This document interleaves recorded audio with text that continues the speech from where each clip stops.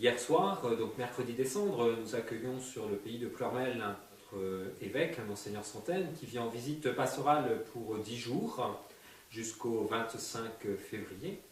C'est l'occasion pour lui de découvrir plus à même et plus à fond la pastorale qui existe déjà sur notre pays, mais aussi de nous donner des directions, notamment sur 6 chantiers qui ont été déjà travaillés par les équipes pastorales de notre pays, mais qui, en lien avec l'équipe épiscopale, ont été choisis. Le premier chantier donc, concerne la réorganisation territoriale.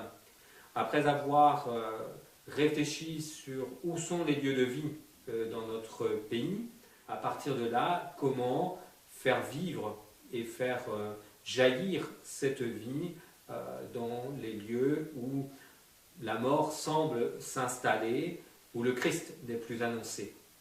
Donc ce sera le grand chantier que nous commencerons demain pour toutes les équipes pastorales.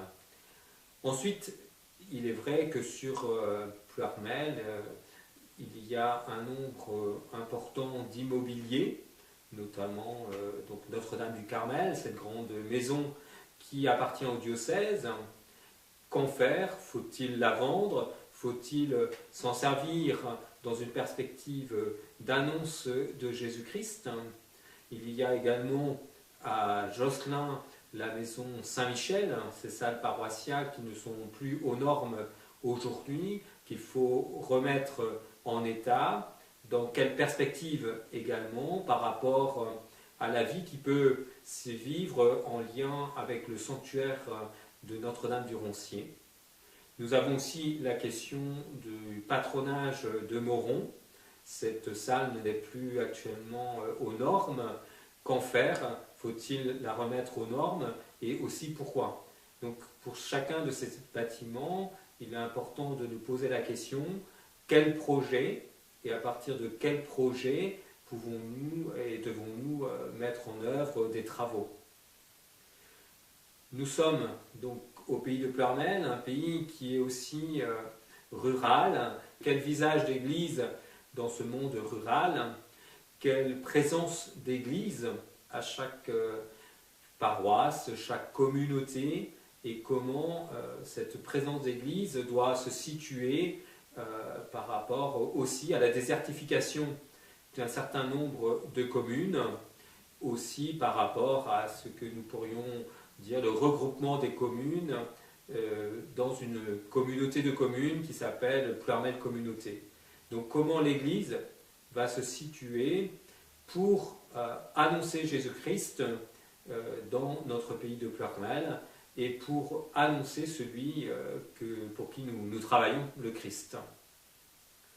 Tout ceci amène à se poser la question de la pastorale des jeunes, de la pastorale des vocations.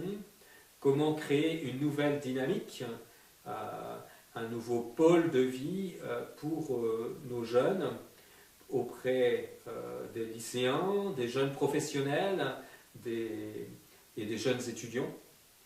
Un lycée aussi public va se construire sur Pleurmel. Quelle présence d'église aurons-nous auprès de ces jeunes? Il y a aussi dans notre pays Notre-Dame du Roncier, ce sanctuaire qui se veut être le sanctuaire du pays gallo, mais au-delà, que faisons-nous de ce sanctuaire? Quelle vie aussi tout au long de l'année? Parce que le fruit, on va dire, du pardon de Notre-Dame du Roncier, le 8 septembre, doit être le fruit d'une année de pastorale et non pas un moment ponctuel dans l'année. Donc comment faire que ce sanctuaire devient un lieu visible de la foi pour notre pays de Pleurmel et au-delà le pays gallo et au-delà tout le diocèse.